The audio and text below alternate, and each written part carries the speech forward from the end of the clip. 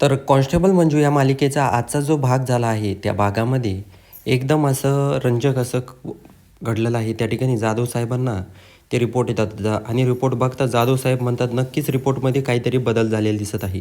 त्या ठिकाणी प्रियाला सांगतात, "जाई सर्वांना बोलून आणा ऑफिसमधल्या." तेवढ्यात त्या ठिकाणी सर्वजण आतमध्ये येतात. आल्यानंतर जी प्रिया असते आणि जे जाधव साहेब असतात आणि ते सर्वजण आल्यानंतर जाधव साहेब म्हणतात, "तुमच्यासाठी खूप धक्कादायक गोष्ट घडलेली आहे."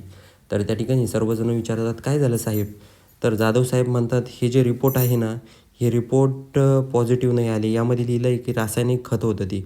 पण माझ्या हिशोबाने मला वाटतं आहे की हे खत नाही, हे ठोस कोणीतरी बदल केलेला आहे रिपोर्टमध्ये." तेवढ्यात त्या ठिकाणी जो एक तात्यासाहेबांचा जो कॉन्स्टेबल असतो तो बाहेर जातो आणि तात्यासाहेबांना कॉल करून सांगतो, "तात्यासाहेब, जाधव साहेबांना पक्का डाऊट आलेला आहे की कोणीतरी रिपोर्टमध्ये छेडछाड केलेली आहे." तात्यासाहेब म्हणतात, "ठीक आहे, तू लवकरात लवकर बंगल्यावर ये."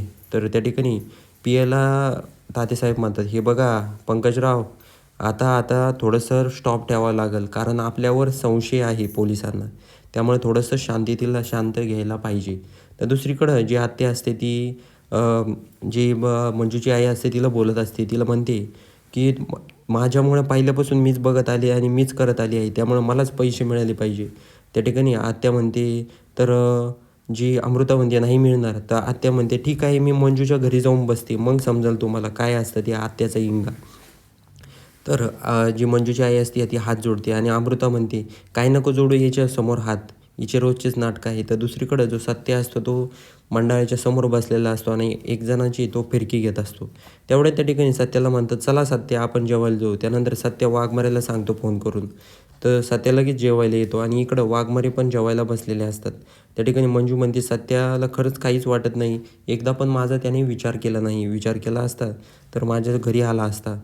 तर इकडं तात्यासाहेब फुल टंग असतात आणि तेवढ्यात जो कॉन्स्टेबल असतो तो येतो आणि म्हणतो, "काय हो तात्यासाहेब, बोलवलं तुम्ही?" तात्यासाहेब म्हणतात, "काय कौतुक, कौतुक, कौतुक, कौतुक हे केलंच पाहिजे. कळलं का?" तर त्या ठिकाणी मग तात्यासाहेब म्हणतात, हवालदार म्हणतो, "तात्यासाहेब, आता तुमचं काम केलं आहे मी, पण माझं पण आता वजन वाढवा. निम्मे पैसे वाटण्यात गेले. आता मला काय राहिलं खाली?" तर तात्यासाहेब म्हणतात, "ए पी-ए, जा याला पैसे घेऊन ये आणि अजूक दे, म्हणजे काम होईल." त्या ठिकाणी पी-ए पैसे देतात आणि कॉन्स्टेबल म्हणतो, "आता तर काही हरकत नाही. आता तुम्ही रस्त्यावर जरी बसून विकलं ना पदार्थ तरी मला काही हरकत नाही." तर दुसरीकडं जी मंजू असते ती जेवण करून उठलेली असते. तेवढ्याच सत्याचा कॉल येतो आणि सत्या म्हणतो, "काय हो वाघमारे, जेवण केलं का?" वाघमारे म्हणतात, "हो, केलं आहे जेवण." आणि फोन कट करतात. सत्या म्हणतो, "वाघमारेला काय झालं बरं अचानक आता? त्यांना काय झालं असेल बरं?"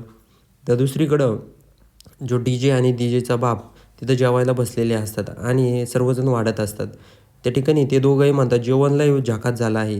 तर जी आत्या असते ती खूप चिडते आणि तेवढ्यात त्यांना येड्यावानी करायच्या नादात जी अमृता असते ती आत्याच्या ताटामध्ये किती मोठी मिरची आणि मीठ टाकून देते. ते त्यानंतर आत्या जेवायला लागते. आत्याला इतकं जबरदस्त तिखट लागतं का त्या ठिकाणी पाणी पण नसतं आणि जे आत्याचा नवरा असतो तो म्हणतो, "अजून एक घास भरतो" आणि आत्याला अजून तिखट लागतं. आत्या लगेच मोठ्याने ओरडायला लागते, "सुनंदे, हे काय केलंय तू? कालवून केलंय का काय केलंय?" दुसरीकडं जी मंजू असते तिला पुन्हा सत्याचा कॉल येतो आणि सत्या म्हणतो, "वाघमारे, तुम्ही जेवलाय का? गोळ्या घेतल्या का?"